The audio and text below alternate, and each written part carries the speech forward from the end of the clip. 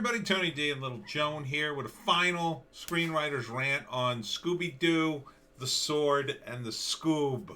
It's an animated movie. It's Scooby-Doo. I love Scooby-Doo. I used to watch Scooby-Doo. I watched the original Scooby-Doo. And it was always great. It's still, it doesn't really hold up now, but it's still fun. It's still fun. Because we all know Shaggy.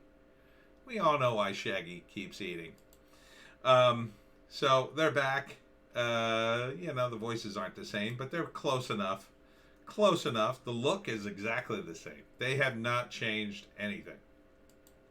The gang is going to England, and they're having some fun. It's very wholesome and old-fashioned. And they stumble upon some old books and another mystery. Excuse me. Morgan Le Fay shows up and sends them back in time.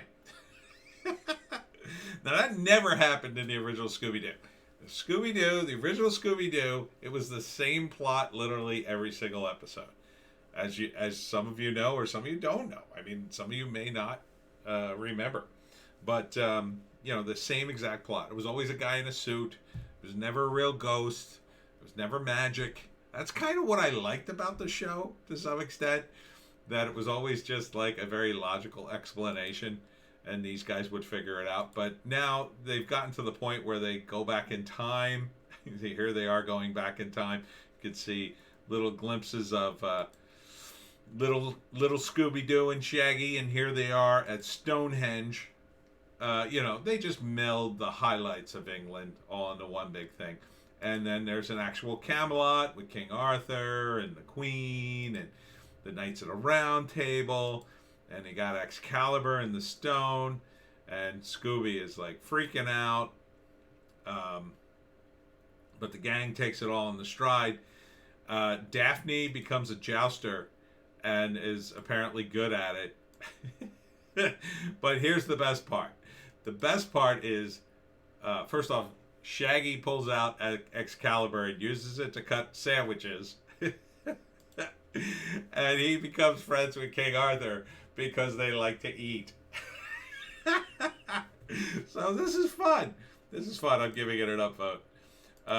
So they become friends, and then Shaggy gets kidnapped, and the gang has to gear up. They have to get knighted, and they become Knights of the Round Table. And together with King Arthur, they're going to save Shaggy because he's been kidnapped. And they even paint a wagon the same colors as the Mystery Machine to go out and get him, because that's important. And of course, I'm sure Fred comes up with one of his elaborate traps. There's a dragon involved. Here's the dragon. No one ever gets hurt in Scooby-Doo. And Merlin's in it too. This is their version of Merlin, so that's kind of cool. And they're all to save Shaggy, who apparently is the I guess he's the descendant of King Arthur, and he never knew.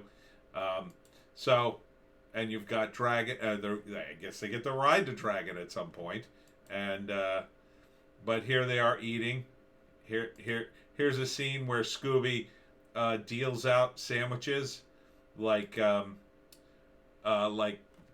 poker thing. He deals the sandwich into Shaggy and King Arthur's mouth. Come on, that's fun. Will the story be any good? Well, it'll be the same story it always is, kinda. There's a cat, and I assume Scooby just hates the cat because the rule of dogs and cats. So I guess the first act, the gang goes to England and has a good time, and then they meet Morgan Le Fay and go back in time, and then the second act is them, sort of like Scooby-Doo and the gang in King Arthur's court, and then they're like kind of fish out of water, and then they gotta deal with the bad guys in that era, and then Shaggy gets kidnapped, and then the third act is they team up with King Arthur to save Shaggy, and then eventually go back to their own time and go back to running around in a van and solving mysteries. Would I see this? Absolutely, I would see this. Absolutely. Who wouldn't want to see Scooby-Doo? It would be fun. It looks fun. It looks like they're trying to, they're doing the same shtick, but it's a fun shtick. If you like the characters, you're gonna like it, I assume. Something harmless for your kids to watch. Something without like some, hopefully no crazy political messages in them. Although it is out of character for danger-prone Daphne to suddenly pick up a sword and be able to fight and joust and all that stuff. That's a little bit of them pushing the wokeness, slipping the wokeness in there. They don't look that heavy-handed with it, but I preferred it better when Daphne was, a klutz. She was a klutz. She would trip a trap and then fall down a chute, end up in the basement, and Fred would too. It wasn't like he was any genius. And in the end, they would all come together to capture the creeper or the ghost or whatever.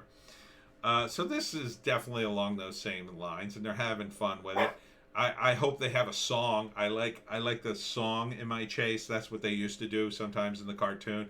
There'd be a chase, and they'd have some 60s song playing in the background as the characters are running in the same pose over and over again. This looks a little more advanced in terms of the animation, but it should be fun. It's like a Connecticut Yankee in King Arthur's court.